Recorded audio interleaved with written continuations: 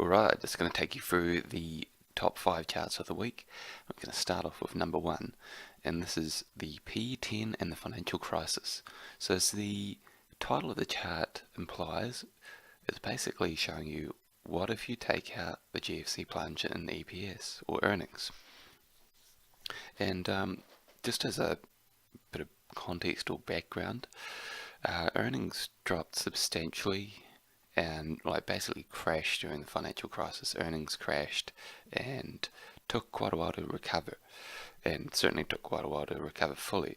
So what I've done for this chart is answer the question. There's been a few sort of comments or questions thrown around about what the P10 or the CAPE, which uses the average earnings of the last 10 years, would look like if you took that plunge out, and this is your answer here in the red line. And there's about a 4-point difference, and in the overall scheme of things, it maybe changes your view from it being slightly overvalued or a little bit expensive to a bit more neutral. So it's not going to be massively changing the view, but certainly is a material difference. Now, the reason why this is probably a bit more important now than usual is that this difference is going to wash out by late 2019. So that means that if earnings stayed basically the same, price stayed the same, just due to maths, as this chart shows, that the P10 will drop by 4 points by late 2019.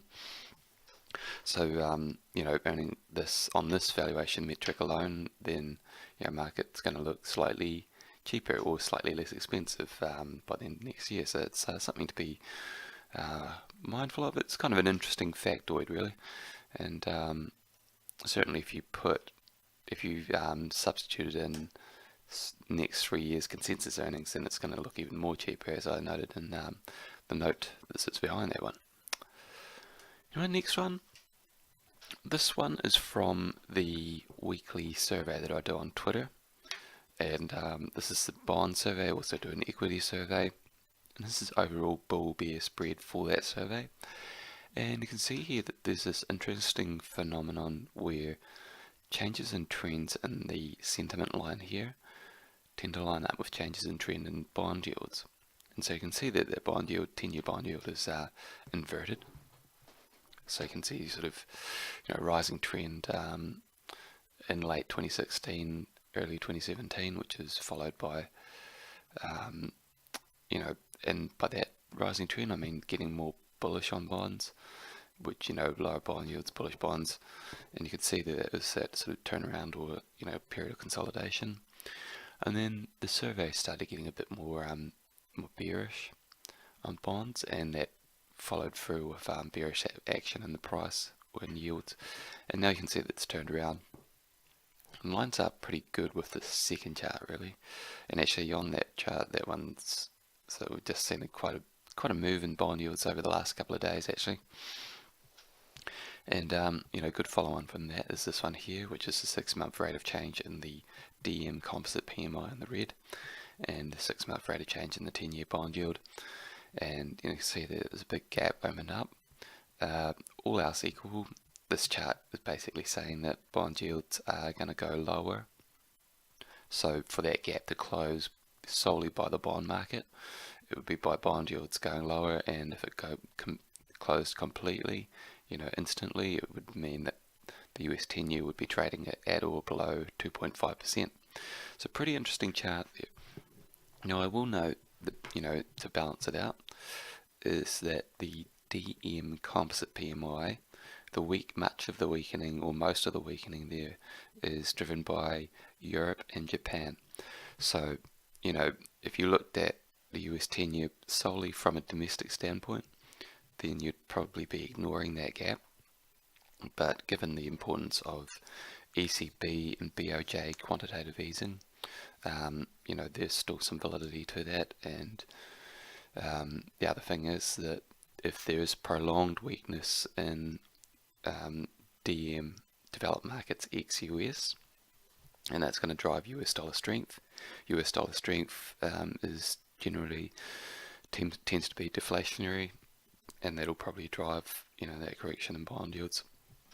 So it's a tactical view, and very interesting chart there. Yeah. Number 4, the demand efficiency myth. So this chart's from the IFO World Economic Survey, and it's basically measuring respondents' view of how much of a problem is insufficient demand. And you can see there that in the financial crisis, global recession, then deficient demand or insufficient demand was a major problem. That makes sense. And now insufficient demand is really not that much of a problem across emerging markets and developed markets. Would note that this is precisely what you see towards the end of a business cycle, because that's the point where insufficient demand is no longer a problem. At that point, things like tight capacity, rising prices, tighter monetary policy become more of a problem. And when you get towards the end of a cycle, that means that it's one of those charts where it looks pretty good. It's a genuine sign of strength, but it could be one of those situations where it's so good that it's bad. And last one is the SCANNZ economies. So that's Sweden, Canada, Australia, Norway, New Zealand. These 5 economies share a number of common traits. For example, they all have their own currencies. They're all relatively small open economies. They've got their own independent central bank. And they're all very much sensitive to commodities and very much export oriented. And they have overvalued property markets, which is what we're dealing with in the chart here. And you can see there that after the financial crisis, in the lead up to it, they had massive bull run in their markets. And just prior to the financial crisis, their property markets looked overvalued, and they didn't really correct. They went sideways for a bit, and then around 2014 you had this downturn in commodities, which of course it's going to hit these 5 economies particularly hard. And so of course when your economy gets hit by some sort of external shock, what do? You cut rates. What happens when you cut interest rates? Property prices go up, and when your market's already overvalued, that means it goes from overvalued to even more overvalued. So the key risk for those economies, and very much in line with the old PIGS or PIGS economies of the periphery of Europe that we were dealing with only a few years ago, and seems to be rising their head again.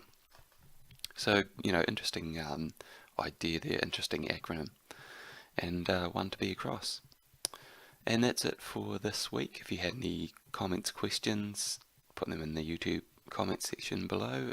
Otherwise, subscribe to the channel for future updates.